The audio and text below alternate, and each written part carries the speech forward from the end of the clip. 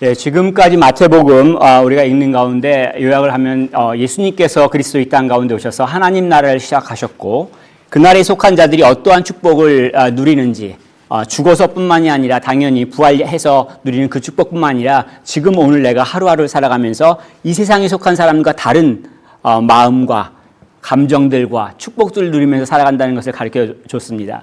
그래서 이 소식을 너네들만 알지 말고 나누라. 그리고 나누는 자들 가운데 주님께서 지켜주시고 돌봐주신다라는 것들을 말씀하셨죠. 실제로 오병이어를 통해서 또 물에 빠진 제자를 구하시면서 예수님께서 구하신다는 것들을 가르쳐 주셨습니다. 근데 이 마태복음의 저자가 유대인이고 또 독자들도 유대인이라는 것들을 생각하면 그럼 유대인이 아닌 사람들은 자기들끼리만 혹시 누리는 축복 아니야? 라고 생각할 수 있을 터인데 오늘 본문을 보면은 유대인뿐만이 아니라 이방인도 예수님께서 축복을 하시고 또 그 하나님 나라에 들어가는 것들을 우리가 발견할 수가 있습니다. 당시 사람들한테는 정말 사람으로 여겨지지 않은 정말 참 더럽다. 저건 인간도 아니야. 그렇게 여겨지는 사람들조차도 하나님 나라의 축복을 누릴 수 있다는 것들을 우리가 생각하고 또 그것이 과연 오늘 우리가 살아갈 때 어떤 것들을 의미하는지 깨닫고 또 누릴 수 있으면 참 좋겠습니다. 본문을 시작하면서 예루살렘 산헤드린에서 진상조사단이 파견되는 것을 발견하죠. 바리새인과 서기관들입니다. 이들은 율법 전무가들이에요. 오늘날로 말하자면 학자들, 그래서 존경받는 사람들인데 이 사람들이 지금 수도 예루살렘에서 갈릴리까지 지금 파견 나왔다는 얘기는 뭐냐면 예수님이 여기서 하셨던 말씀과 행동이 소문이 막 나가지고 이젠 예루살렘까지 들어갔다는 얘기예요. 그래서 종교 지도자들이 이게 무슨 일이지? 하면서 사람을 보낸 거죠. 근데 사실을 지금 파악하려고 하는 뭐가 돌아가지? 이렇게 하려고 하는 그 마음보다도 꼬투리를 잡아가지고 어떻게 하면 함정에 집어넣을까 하는 마음으로 온 것을 우리는 발견하게 됩니다. 오자마자 질문을 한 것을 2절에 기록하고 있는데 뭐라고 하냐면 당신의 제자들이 어찌하여 장로의 전통을 범하였습니까? 이렇게 질문하죠. 다시 말하면 너네 법을 어겼어. 불법이야. 정죄하는 거예요. 기준을 지금 장로들의 전통이라고 얘기하죠. 이걸 이제 사람의 전통, 조상의 전통이라고 얘기합니다. 무슨 얘기냐면 율법을 잘 지켜야 되겠어. 왜냐하면 율법을 우린 못 지켰기 때문에 나라가 망하고 바벨론 포로로 가 있으니까 우리는 정말 율법을 잘 지켜야 돼. 그래서 사람들이 해석하고 규칙을 정했습니다. 그래서 규칙만 한 600개가 넘어와 613개 정도 되는 걸로 알고 있는데 탈무드도 그 가운데 나오는 거죠. 우리가 알고 있는 것들 가운데서 가장 유명한 것 중에 하나가 뭐냐면 정결법, 그러니까 Teachings on Purity라고 할 수도 있고 Purity Law라고도 할 수 있는데 깨끗함에 대한 법, 레위기 11장부터 15장까지 어떤 게 깨끗하고 어떤 게 더러운 것이다. 어떤 게 깨끗한 사람이고 어떤 게 더러운 사람이다. 먹는 것도 장소도 이걸 다 얘기하고 있어요. 그래서 심지어는 오늘 얘기하고 있는 손 씻는 문제까지도 얘기하고 있습니다. 근데 이것은 사실 사람의 전통 장로의 유전인데 오늘날 이해하기가 좀 쉽지는 않아요. 왜냐하면 오늘날은 이 깨끗함이라는 것을 위생의 관점에서만 이해하기 쉬워요. 예를 들면 손을 씻고 밥 먹어야지 안 씻으면 너 아파? 싫어요. 안 씻고 나는 막 먹어. 그러다 한번 되게 아프면 다음부터는 말려도 막 씻죠. 오늘날의 위생을 알죠. 바이러스라는 개념을 알게 되니까.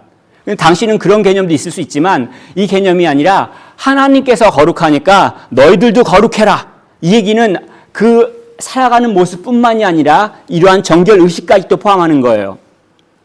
그래서 장로들이 밥 먹을 때 그럼 손 깨끗이 씻어야지 하고 추가시킨 거란 얘기입니다. 자, 이렇게 정죄를 했는데 예수님은 뭐라고 답변하시냐면 법을 어긴 건 너네들이야. 이렇게 얘기하세요. 3절에 보면 너희는 어찌하여 너희의 전통으로 하나님의 계명을 범하느냐. 하나님 말씀을 잘 지키려고 해석을 하고 세부 규칙을 만들었잖아요. 그런데 그거 가지고 하나님 말씀을 지키지 않는데요. 이게 도대체 무슨 소리예요? 이제 예를 들죠. 고르반 이 얘기를 합니다. 이제 히브리어로 뭐냐면 오퍼링이라는 뜻이에요. 하나님께 드렸다. 그런 뜻입니다. 무슨 얘기냐면 내가 양이 있고 밀이 있고 그럴 때 이거 하나님께 드린 물건입니다. 고르반 이러면은 이 물건을 아무도 줄 수 없어요. 오직 하나님한테만 드리는 거예요. 하나님께 드리겠습니다 했으니까, 고르반 해버렸으니까. 그런데 이것을 어떻게 사용하냐면 부모님을 돌봐야 돼요. 그래서 뭘 드려야 되는데 고르반! 그래버리는 거예요. 그리고 이걸 안 드리는 거예요. 하나님한테 드렸다고. 그리고 자기는 몰래 가서 먹겠죠. 근데 부모를 공경하라는 십계명 가운데 5번째 계명이잖아요.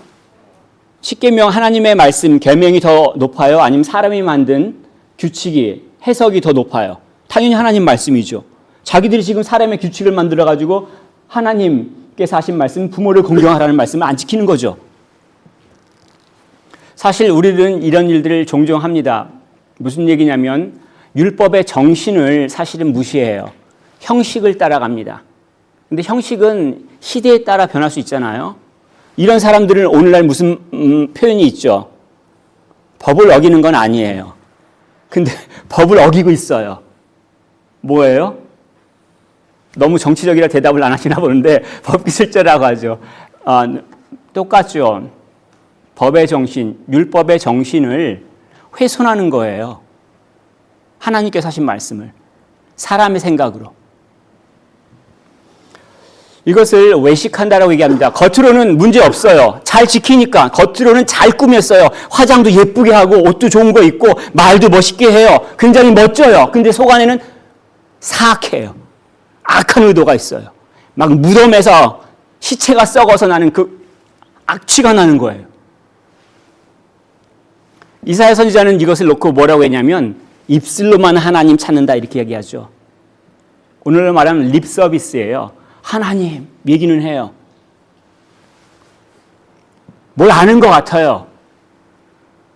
이 정도면 괜찮아. 다른 사람도 옆에서 우와 거룩하신데요. 그런 말을 들을 수도 있어요. 그런데 문자만 지키는 거죠. 율법의 정신은 사라졌어요. 그 안에 하나님을 사랑하는 것, 사람들을 사랑해 섬기는 것은 없다는 얘기예요. 세상에서는 이런 립 서비스를 하는 게 어떻게 말하면은 살아가는 지혜죠. 내가 승진할 수 있고 더 많은 것을 가질 수 있는 그런 방식입니다. 오히려 못하면 너무 뻣뻣하네 그렇게 말할 수도 있습니다. 근데 하나님께서는 우리의 마음을 보시는 분이잖아요. 우리의 겉과 다른 우리의 속을 보실 때 하나님께서 어떠한 감정이시겠어요?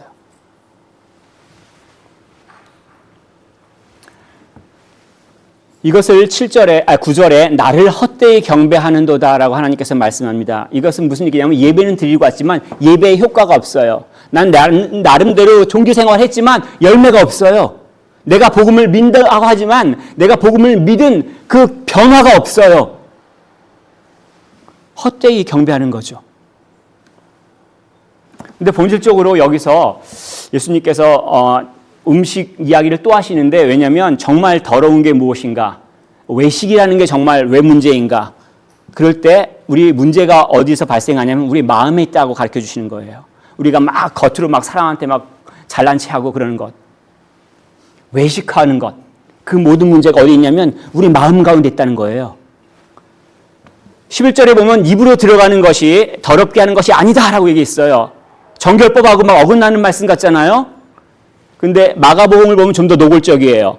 이는 마음에 들어가지 아니하고 배로 들어가 뒤로 나가니라. 굉장히 직설적이죠. 밥 먹은 거 똥 싸잖아. 이 얘기예요. 몸에 안 남아 있잖아. 더럽게 안 만드는 거야. 나간 게 더럽잖아. 이렇게 말씀하시는 거잖아요. 입에서 나오는 게 더럽다고 얘기하죠. 입에서 뭐가 나오죠?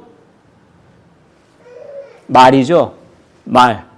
입에서 나오는 게 뭔지 잘 생각해 볼 필요가 있죠. 말인데 이 말이 어떤 말들은 사람을 막 무너지게 하는 말들이 있죠. 상처가 돼가지고 도저히 내가 일어나지 못하게 하는 말들. 자녀들 가운데 부모하고 거리를 두려고 한다면은 왜 그런지 한번 생각해 봐야 되잖아요. 배우자가 거리를 두려고 한다면 왜 그런지 한번 생각해 봐야 되잖아요. 만약에 사람들이 나랑 거리를 두려고 한다면 왜 그런지 한번 생각해 봐야 되는데 내가 하는 말이 너무 악한 말이 아닌가, 너무 상처를 받아가지고 가까이 가기 힘든 그 말을 하고 있는 거 아닌가 생각해 봐야 되잖아요. 말하는 건 사람의 인격이잖아요. 우리 인격은 볼 수가 없어요. 근데 이 인격이 드러나는 건 우리가 하는 말과 행동이잖아요. 쉽게 얘기해서 악한 말을 한다면 그 영혼이 망가져 있다는 얘기죠. 19절에 보면은 마음에서 나오는 것의 목록을 얘기를 하시죠. 악한 생각과 살인과 간음과 음란과 도둑질과 거짓 증언과 비방이니. 사실 기회가 없을 뿐이지 기회만 있으면 실현되는 거잖아요. 다윗 왕처럼 왕이 되면 실현될 수 있는 것들이에요. 우리 안에 있다는 거예요. 이것들을 가르쳐 주잖아요. 이것이 만약에 바뀌어지지 않는다면, 겉으로는 멋있게 보이는데 사람들한테 존경을 받고 인정을 받는데 실제로 내 안에 있는 마음이 바뀌어지지 않는다면 어떻게 하겠습니까? 겪는 것들이 고통이겠죠, 자기가. 그런데 주변 사람들이 같이 고통을 겪을 수밖에 없잖아요. 입으로 들어가는 것이, 음식이 사람을 더럽게 다운그레이드 시키는 것이 아니라 우리 입에서 나오는 말이 사람을 더럽게 다운그레이드 한다는 것을 가르쳐주고 있습니다. 이거는 우리 마음에 문제가 있다는 것을 가르쳐주고 있어요. 그 증거예요. 거친 말이. 그런데 이런 말씀을 예수님께서 하실 때 나도 그러는데 그런 생각이 좀 들어요. 그러니까 제가 말을 주일날 설교할 때만 많이 하고요. 평상시는 안 해요. 안 하는 이유가 우리 아버지를 닮아서 안 하기도 하지만 어떨 때 돌이켜보면 상처받는 사람들을 보면서 말하면 안 되겠다는 생각이 들기도 합니다. 근데 여러분들은 어떠세요? 여러분들 하는 말이 마음이 깨끗한 사람이 있습니까? 마음이 아프지 않은 사람이 있어요? 근데 예수님께서 산상수훈에서 마음이 청결한 자는 복이 있나니 하나님을 볼 것이라고 말씀하셨잖아요. 누가 청결해지는 사람이 있다는 얘기예요. 누가 있어요? 깨끗함을 받은 사람. 누구예요? 예수를 그리스도 믿는 자들을 가리키고 있습니다. 그 다음번 가나안 여인이 그 딸이 회복되는 역사를 통해서 어떻게 그런 자가 될 수 있는지 가르쳐주고 있습니다. 예수님이 지금 갈릴리 지방에서 사역하시다가 이방 지역으로 갑니다. 여기서는 두로와 시돈 지역이라고 하는데 갈릴리 호수 북서쪽으로 한 60km 정도 있습니다. 가신 이유가 뭐냐면 아까 지난주 얘기한 헤롯 안디바가 헤롯 요한이 죽고 나서 예수님한테 집중하는 거예요. 그래서 그 관할권을 벗어나고 이제는 예수님을 받아들이지 않는 유대인들을 벗어나서 이방인 지역에 가서 복음을 선포하시려고 시론과 두도까지 가셨습니다. 근데 여기서 본문에는 가나안 여인이 호소한다라고 나왔는데 수로보니게 여인이라고 얘기하죠. 그러니까 수로가 뭐냐면 시리아예요. 보니게는 페니키아 사람을 말합니다. 시리아 지역에 살고 있는 페니키아 여인이라고 얘기할 수 있는데 이 여인이 지금 뭐라고 만나냐면 주님을 만나가지고 주님 우리 딸 좀 불쌍히 여겨주세요. 저를 불쌍히 여겨주세요. 그러는 거예요. 아주 흉악한 귀신이 우리 딸에 걸렸습니다. 이렇게 고백합니다. 근데 그 주님한테 뭐라고 얘기냐면 주 다윗의 자손이요. 그렇게 얘기해요. 이방인이 지금 예수님을 뭐라고 묘사하고 있냐면 다윗의 자손. 주님 이렇게 고백하고 있는 거예요. 알고 있다는 얘기죠. 이미 복음을 들었다는 얘기예요. 또 이 여인이 주님한테 무엇을 근거로 은혜를 받기를 원하고 있습니까? 나 헌금 많이 했어요. 나 교회 오래 다녔어요. 나 기도 많이 했어요. 이걸로 은혜 받고 한 거 아니죠? 주님, 나를 불쌍히 여기셔서 주님의 자비하심에 의지해서 은혜를 구하는 거예요. 주님, 당신께서 자비하시니까 그 자비하심을 베풀어 주시옵소서 이렇게 고백하는 거죠. 그런데 예수님의 반응이 굉장히 이해하기 힘듭니다. 어떻게 반응을 보이시냐면 처음에는 대답도 안 하세요. 아무 소리 안 하는 거예요. 그러니까 제자들이 답답해. 아유 시끄러워 죽겠어요. 제발 좀 보내시던가 어떻게 좀 하세요. 막 이런 말을 하잖아요. 그래서 한다는 말이 예수님이 뭐라고 얘기하시냐면 나는 이스라엘의 집에 잃어버린 양을 구하는 것. 그것 때문에 왔어. 아니 왜 이런 말씀을 하시나요? 예수님 굉장히 차가운 분 아니에요? 근데 의도적이라는 걸 알 수가 있습니다. 왜냐하면 28절에 보면 예수님께서 그 딸을 말씀으로 고쳐주세요. 보지도 않고 그 자리에서 어쨌든 고쳐주세요. 그런데 왜 여인이 부르짖을 때 대답도 안 하시고 또 부르짖으니까 그야 제자들이 제발 좀 시끄럽다고 하니까 그제서야 하시는 말씀이 난 이스라엘에 잃어버린 양을 구하러 온 사람이야. 이렇게 얘기를 하세요. 굉장히 의도적이라는 얘기예요. 첫 번째는 예수님의 사명이 이스라엘 사람을 구하시기 위해 오신 거예요. 이건 하나님께서 성실하다는, 하나님께서 자비로우시다는, 하나님께서 인자하시다는 증거, 이것을 지난 시간에 얘기했던 시편 100편의 그 내용을 성취시키는 얘기예요. 하나님께서 하신 말씀을 지키시는 거예요. 그래서 내가 구하겠다고 말씀하신 하나님 이 땅 가운데 오셔서 구하러 오신 거예요. 이게 예수님의 가장 중요한 목적이란 얘기예요. 이것을 반복해서 말합니다. 10장 6절에도 말하죠. 근데 이것들이 유대인만 구하는 게 아니에요. 순서를 말하고 있어요. 순서를 말하고 있다는 얘기는 뭐냐면 유대인들에게 복음을 전하고 유대인들이 거부하면 이방인들한테 가는 거죠. 그래서 예수님의 제자들부터 이방인들한테 퍼지죠. 지금 예수님도 갈릴리 지방에서 시돈과 두로 이방인 지역까지 오셨어요. 이방인에게도 동일하게 예수님께서는 자비하심을 베푸시고 또 인자하심을 베푸신다는 사실을 발견할 수가 있습니다. 여기서 중요한 것들은 그때 여인의 반응이 어떠한지 좀 보면 좋겠습니다. 우리가 무시받을 때 어떠세요? 누가 날 냉대해요. 그럼 우리의 얼굴이 어떻게 변합니까? 우리가 어떻게 차가워져요? 말도 못해지죠. 우리가 하나님께 기도했는데 대답이 안 와요. 기도했는데 대답이 없으면 어떻게 해요?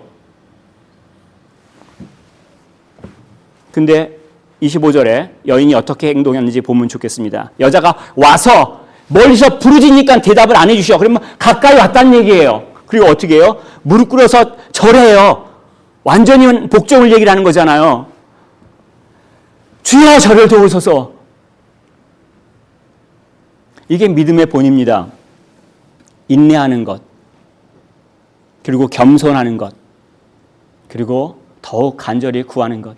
이것이 믿음의 모습입니다. 자, 이렇게 됐으면 뭔가 일이 일어나야 되지 않습니까? 그런데 계속적으로 실망스러운 상황이 펼쳐집니다. 예수님이 뭐라고 말씀하시냐면 26절에 자녀의 떡을 개들한테 던져주냐? 안 던져준다는 얘기예요. 이거 욕이에요. 안 그래요? 여인의 입장에서 주여 국민이 여기소서 주여 도와주세요 그랬더니 야 개한테 은혜 베푸냐? 이게 하신 거 아니에요. 누가 기분이 좋아요? 이걸 좀 멋있게 얘기해도 기분 나빠요. 조선시대에 김삿갓이라고 하는 방랑 시인이 있었잖아요. 많은 시들을 썼는데 한 번은 부잣집에 가서 여기 부잣집이니까 융숭한 대접을 받겠지 하고 들어갔는데 워낙 인색해서 푸대접 받고 나왔습니다. 근데 김삿갓이 화가 나는데 상욕을 할 수 없잖아. 양반인데 아무리 내가 무너졌어 뼈대 있는 양반 가문이. 그래서 시를 하나 써었습니다. 제가 그 시가 어려워가지고 읽지 않을 거예요. 걱정하지 않으셔도 됩니다. 그 시 내용이 뭐냐면 당신은 견자야 이렇게 했습니다. 그러니까 개견자를 씁니다. 그리고 자자는 넘자자 쓰면 굉장히 우아하게 욕을 한 건데 양반이 그걸 듣고 어떻게 기분이 아무리 시를 쓰고 우아하게 해도 개는 개예요. 내가 하나님 앞에 은혜를 간구했는데 대답이 없어요. 내가 하나님한테 은혜를 간구했는데 겨우 온다는 게 뭐 개소리 들어요. 누가 좋아요? 물론 이거는 이제 당시 유대인들이 이방인을 향해서 갖고 있었던 생각이기 때문에 예수님은 당시 유대인의 말과 유대인의 생각들을 빌어서 표현하신 거라는 것을 분명히 알 수 있습니다. 그리고 다시 한번 복음이 순서가 있다라는 것들, 유대인 먼저고 그 다음에 헬라인이라는 것들을 갖다가 지켜주시는 말씀이죠. 그럼에도 불구하고 우리가 계속해서 여인의 모습을 보면 여인이 뭐라고 말하냐면 27절에 우리 같이 읽을까요? 주보 같이 있습니까? 예, 같이 27절 읽었으면 좋겠습니다. 여자가 이르되 주여 올소이다마는 개들도 제 주인의 상에서 떨어지는 부스러기를 먹나이다. 자기를 개로 인정하죠. 얼마만큼 겸손한지 헤아리기 어렵지 않습니까? 누가 나한테 냉대하는데, 누가 나를 거절하는데 내가 오히려 더 숙이면서 은혜를 구할 수 있습니까? 주님께 기도했는데 대답을 안 해주세요. 계속 기도할 수 있어요? 그런데 거절하는 말조차도 포기하지 않고 사용하죠. 뭐라고 얘기합니까? 개들도 주인의 테이블에서 떨어진 빵, 부스라이 그거 먹지 않습니까? 기도 응답을 하시지 않을 때 성도들 가운데 기도할 때 기도 제목을 알게 될 경우에 같이 기도하기도 합니다. 그럴 때 어떨 때는 이제 뭐 같이 이입이 돼서 기도하기도 하는데 왜 빨리 대답해 주시지 않으실까라는 생각들을 좀 해요. 근데 사실은 모르겠습니다. 근데 모르겠는데 적어도 이 말씀을 보면서 한 가지 생각할 수 있는 것들이 뭐냐면 아무런 대답을 안 하시는 것 같은데 그걸 통해서 하고 있는 게 뭐냐면 우리 영혼을 다듬고 계세요. 우리 영혼을 겸손하게, 우리 영혼을 인내하게, 우리 영혼을 주님만 바라보도록 다듬고 있다는 사실을 우리가 발견할 수가 있습니다. 우리가 기도할 때 대답이 없을 때 낙담하시면 안 돼요. 계속해서 기도하는 게 필요합니다. 믿음의 여인이 결국은 축복을 누리죠. 어떤 축복을 누립니까? 예수님께서 28절에 여자여 내 믿음이 크도다. 내 소원대로 되리라. 그 딸이 낳았대요. 결국 이루어졌죠. 뿐만 아니라 이 한글 성경에는 좀 없어요. 근데 원래 헬라어 성경에는 이 여인아, 이 여자여 이 단어 앞에 뭐가 있냐면 야 진짜 믿음 크구나. 이 감탄사 오가 들어가 있어요. 이방인인데 유대인들이 사람으로도 여기지 않았는데 주님께서는 이 여인을 보고 감탄하시는 거예요. 백부장 그 사람한테 감탄하고요. 이 여인한테 감탄하고 이방인한테 단 2명의 이방인이 주님의 감탄을 받은 사람, 주님을 감동시킨 사람들이에요. 본인이 기도한 것들을 받는 것뿐만이 아니라 그 이상의 칭찬을 받죠.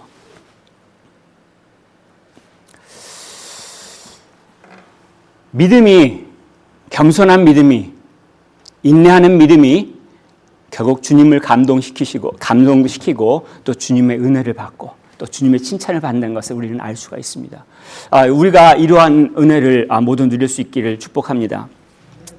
우리가 주님의 마음이 어떤 것인지 확실하게 알 수 있었으면 좋겠는데 마지막 29절부터 39절 칠병여의 사건을 통해서 우리가 기도하는 우리의 기도를 들으시는 주님이 어떠한 마음이라는 것을 좀 발견할 수 있습니다. 어떤 사람들은 5병이요? 7병이요? 똑같은 거 아니야? 라는 생각을 할 수가 있어요. 근데 짧게만 얘기할게요. 달라요. 떡 5개하고 떡 7개하고 저도 구별합니다. 제가 산수를 포기했는데 5개하고 7개 구별 못하겠어요? 마태는 세리 출신이에요. 텍스 컬렉터예요. 숫자만 세던 사람이에요. 이 사람이 이 5병이하고 7병이요 구별 못하겠습니까? 아니에요. 전혀 다른 사건이라는 얘기예요. 근데 이 다른 사건을 어떤 일들이 벌어졌는지 설명하고 있어요. 무엇보다도 주님 마음을 발견할 수가 있습니다. 이 오병이어 때 어떻게 시작했는지 혹시 기억하십니까? 14장에 오병이어가 기록이 되어 있는데 제자들이 예수님한테 왔어요. 예수님, 지금 날이 저물어 가요. 사람들 어떻게 합니까? 마을이나 보내서 빨리 저녁 먹이시죠. 누가 먼저 시작했냐면 제자들이 먼저 시작했어요. 본문에서 칠병의 역사를 누가 먼저 시작하십니까? 예수님이 먼저 시작하죠. 뭐라고 말씀하십니까? 32절에 예수께서 제자들을 불러 이르시되 예수님이 제자들을 부르고 야 일로 와봐 일로 와봐. 큰일 났다 애들 지금 날 쫓아다니라고 며칠을 굶었는데 지금 가서 밥 먹으라고 그러면 가다가 쓰러져 어떻게 하지? 어떻게 먹일까? 예수님이 먼저 시작하신 거예요. 이 마음 가운데 예수님이 당신을 따르는 자들을 불쌍히 여긴다는 걸 발견할 수 있죠. 32절에 내가 무리를 불쌍히 여기노라. 스플랑크 니조마이라고 하는 헬라어 단어 전번에 잠깐 얘기를 했죠. 그러니까 창자가 움직이는 걸 말해요. 막 창자가 끊어지는 아픔을 지금 예수님께서 경험하고 계시는 거예요. 나를 쫓아다닌다고 말씀을 듣겠다고 저렇게 쫓아온 자들, 나를 향해서 부르짖는 자들을 향해서 예수님께서 아파하시는 거예요.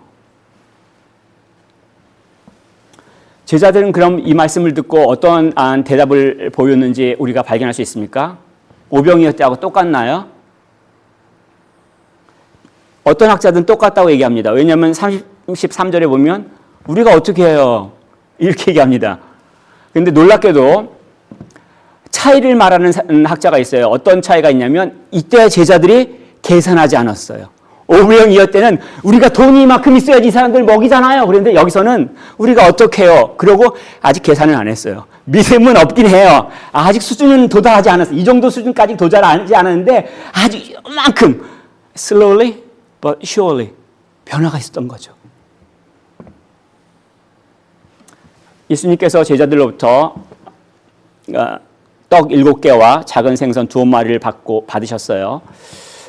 오병이어나 큰 차이가 없잖아요. 보잘것없다는 얘기예요. 어떻게 보면 우리가 드리는 것, 우리의 능력, 이거 주님 보시기에 별거 아니란 얘기예요. 내가 봐도 별거 아니에요. 내가 갖고 있는 능력, 내가 갖고 있는 것, 그거 뭐라고 이걸 기적을 일으키겠어요? 그런데 내가 주님을 의지할 때, 주님을 신뢰할 때 전혀 다른 일들이 펼쳐지는 것들을 기대할 수 있습니다. 예수님께서 받으시고 축사하시죠. 감사할 게 있습니까? 배고픈데요? 부족한데요? 뭘 감사해요? 하나님께서 주실 걸 믿고 감사하는 거잖아요. 배불리 먹이실 걸 보시고 감사하는 거잖아요. 무엇보다도 배고픈 자들을 먹이시려고 하시는 그 예수님의 마음을 발견할 수 있죠.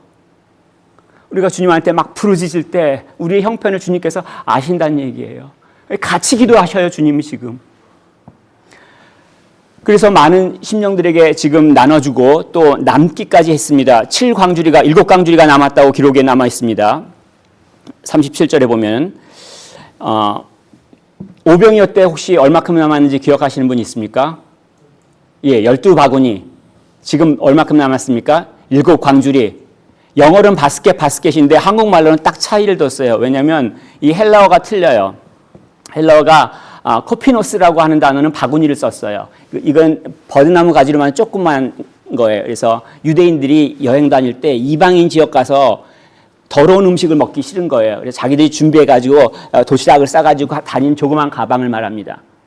이걸 바구니로 번역합니다. 14장에. 지금 나온 15장은 광줄이 뭐냐면 스피로스라고 해서 갈대로 만든 큰 바구니를 말해요. 이거는 뭐 생선도 넣고 사람도 넣어요. 그래서 바울이 담에게서 탈출할 때 광주리에 담아서 제자들이 내려놨다는 기록이 나오잖아요. 그때 광주리가 이 단어를 쓰고 있어요.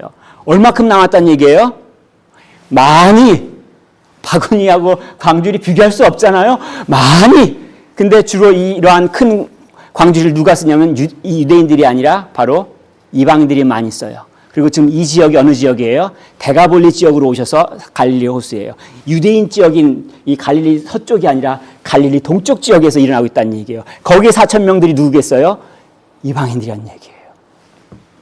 예수님께서는 유대인들뿐만이 아니라 이방인들에게도 풍성하게 먹이시고 채워주시는 것을 우리는 발견할 수가 있습니다. 예수님께서 이러한 세 가지 사건을 통해서 유대인뿐만이 아니라 이방인들도 축복을 해주시는 분이라는 것들을 알 수가 있죠. 더불어서 깨끗하고 더러운 문제들이 과연 어디서 나오는가 했을 때 우리의 결국은 마음의 문제가 있다는 얘기죠. 그리고 그 마음이 우리는 사실은 모두 무너진 상태라는 것, 타락한 상태라는 것들을 가르쳐주고 있죠. 오직 예수님만이 깨끗하게 하실 수 있어요. 예수님만이 우리를 불쌍히 여기시고 온전케 하실 수 있어요. 예수님만이 우리를 불쌍히 여기시고 막 채워주실 수 있어요. 우리가 비록 빈 광주리를 갖고 있어도 주님 앞에 무릎 꿇고 내놨을 때 여기에 채우고 넘치게 하시는 분이 예수님이라는 얘기예요. 여러분들은 어떻게 지금 살아가고 있는지 제가 일일이 다 알 수는 없습니다. 근데 혹시라도 형편 가운데서 필요가 있는 것, 또 본인의 마음에 문제가 있는 것을 아는 분들 어떻게 하시겠어요? 주 앞에 부르짖어야죠. 주님 불쌍히 여기십시오. 주님 저에게 은혜를 주십시오. 주님 대답하지 아니하시면 물러나지 않겠습니다. 부르짖어야죠. 끝까지. 불쌍히 여기시는 주님께서 채워주시는 것, 그것들을 경험할 수 있기를 축복합니다. 그것이 우리의 찬양이고 우리의 기쁨이 되지 않겠습니까? 또 그럴 때 우리가 사실은 그러한 주님의 마음을 가지고 살아갈 수 있어요. 내가 배우자를 만날 때나 교회에서 사람들을 만날 때 독하고 악한 말을 하는 그런 존재가 아니라 너그럽고 불쌍히 여겨주고 베풀 수 있는 존재가 된다는 얘기예요. 우리 모든 심령들이 그러한 자녀들이 될 수 있기를 축복하고 권면하겠습니다.